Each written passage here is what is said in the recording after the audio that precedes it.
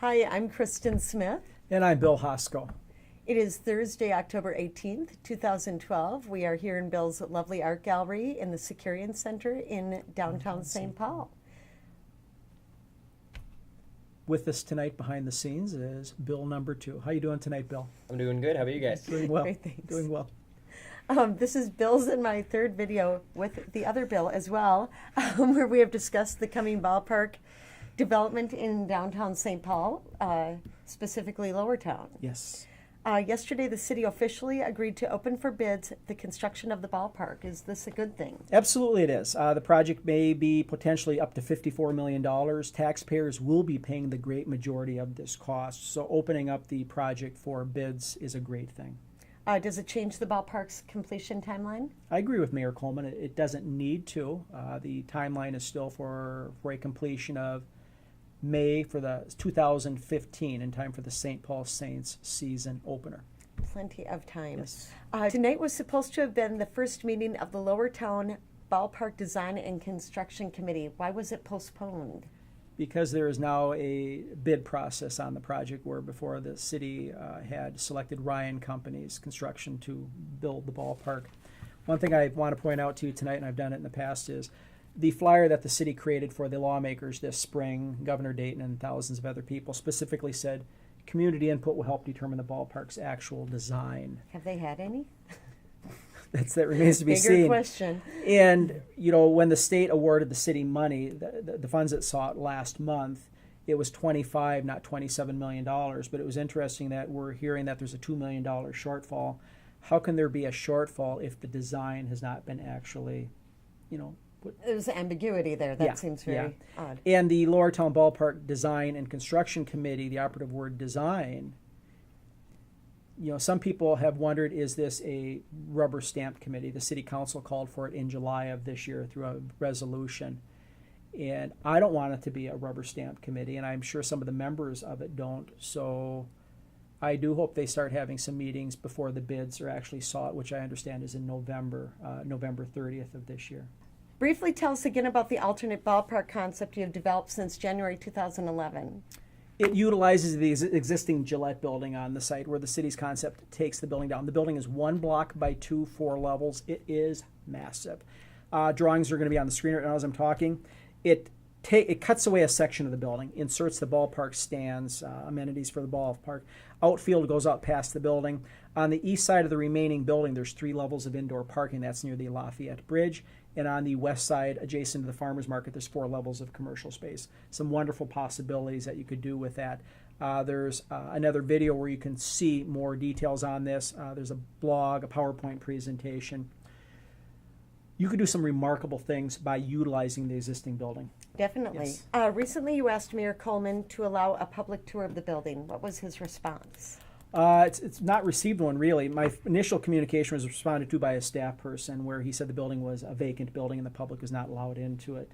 My argument is back before the city acquired it, in the last couple months, prospective buyers could go through the building. And the building is as sound today as the day it was vacated by Gillette Products, Gillette Diamond Products, 6, 7, 8, 9 years ago, perhaps now. We have bought the building, the public. It's public property. We should have an opportunity to see what the investment is before it's destroyed, or help determine whether we should utilize it for something that maybe we didn't think of a while ago. Right. We have a list here of issues to compare between the 2 design scenarios. If you Okay. could briefly go through that, Bill. We have the city's current ballpark proposal and the alternate ballpark proposal. We'll have 10 points here. Number 1, annual visitors. The city's current projections with their concept is 400,000 people. When you look at the alternate concept, which is at 4 levels of commercial space, some wonderful tenant possibilities. Your projected usage, number of visitors, could easily double, triple, or quadruple. How about the annual revenue inside the facility?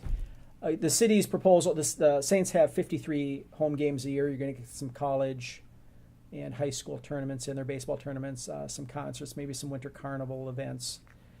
Once you bring in other tenants with the reuse concept, there's a lot more revenue possibilities, a lot more. Even the parking ramp alone would bring in hundreds of thousands of dollars. directly to the city, because whatever is constructed will be owned by the city of St. Paul. Right. More revenue. How about annual revenue outside the facility?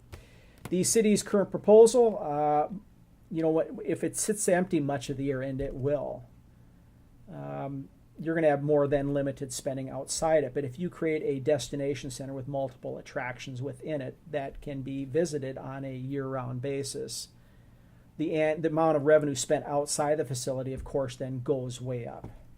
Definitely. So that's definitely a plus. How about new construction jobs? I would say there's perhaps a net loss of actual construction jobs with the initial project. But you're left with a lot of, this is for the alternate concept, but you're left with a lot of commercial space that would be built out as tenants are found and located. Phase 2 of this would be an indoor velodrome. So I would argue that stretched out over a longer period of time, there's actually more construction jobs associated with this. Sure. How about new jobs inside the facility? Most of what's going to be in there with the city's plan already exists, those jobs out at the Midway Stadium. When you bring in perhaps the Twin Cities Model Railroad Museum, the Indoor Farmers Market, a bazaar, the Minnesota Artisan Center, even the indoor parking ramp, that's a lot of jobs that don't exist or could be expanded upon based upon what's already out there. So certainly a lot more new jobs in the facility with the alternate ballpark concept. How about new jobs outside the facility? There will be more hires for year-round positions versus seasonal, because if people are going to the block year-round versus perhaps 6 or 7 months with the city's concept, there will certainly be more jobs created outside the facility. Which kind of goes into number 7, year-round use.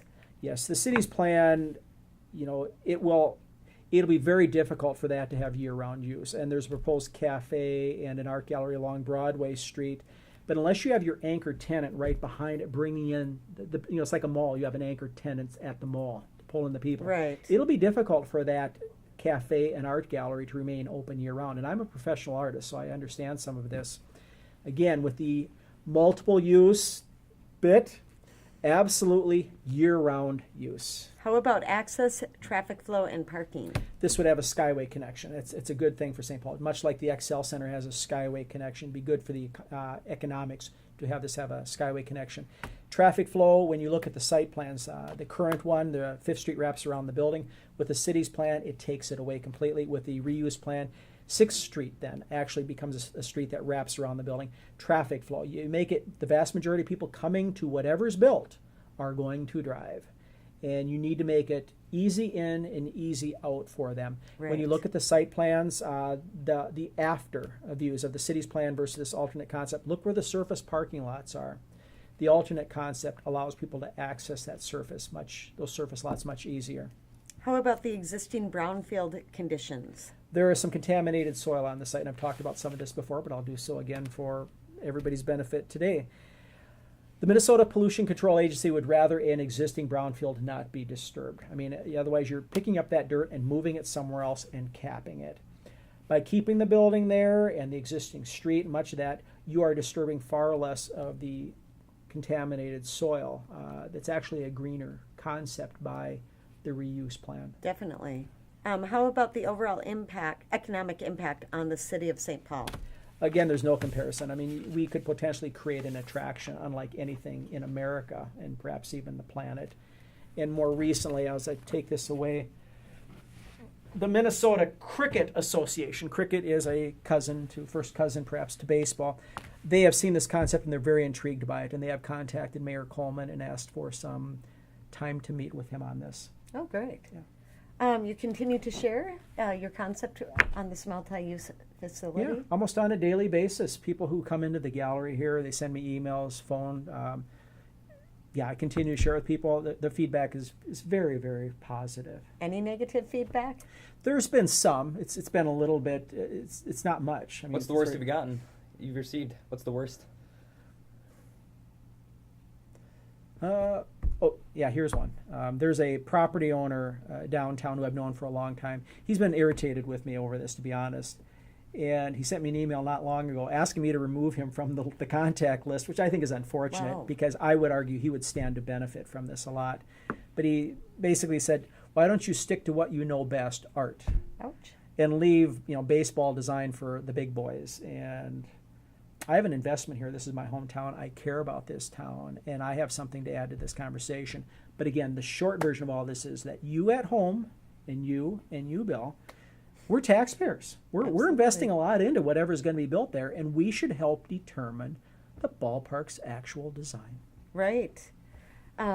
Bill, I've known you for years. You have a pretty full life. Did you ever think that you would be spending this kind of time and energy and for so long on this alternate ballpark concept? No, as I've told you, this is nothing that was never planned.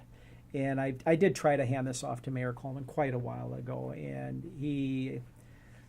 he's about to make a mistake by not allowing the public to help really look into this. I have to live with myself every day. And over the years, when I've seen the city perhaps about to make a design development mistake, I've shared constructive input. I mean, that should be welcomed. When you are a professional in whatever you do, you should be open to feedback and constructive criticism. And I welcome that. And so much of this concept is based upon input and feedback from other people. The gentleman who delivers my framing supplies on a regular basis, he said to me several months ago, he finds this rather incredulous. He said, everything you're doing, suggesting, would only benefit people and benefit this city. Right. So so as long as I'm here, folks, and I have 8 more years to go on my lease. There we go. I'm going to hang in there, and this ballpark thing is a wonderful opportunity for this city, and Right. I'm still optimistic that the right thing is going to be done yet. I hope so. Yeah. That would be nice. Yes. I think St. Paul could use a little something. Yeah. We've We've come to the end of the video here. Indeed. I'm Christin Smith. Thank you for watching. And I'm Bill Hosko. We have, there's other videos, and we're going to put a blog address up on the camera right now, www.blogspot.com. There you can find the other videos easily. There's a PowerPoint presentation you can look at. You are welcome to phone the mayor. I mean, he should hear from you. His number is 665-8510. You are welcome to call me here at the gallery, and the number is 651-222-4767. And we'll be back again soon with more on baseball, biking, and the arts. You have any last words for us, Bill? Looking forward to moving to St. Paul. Let's play some baseball. Okay, thank you. Hey.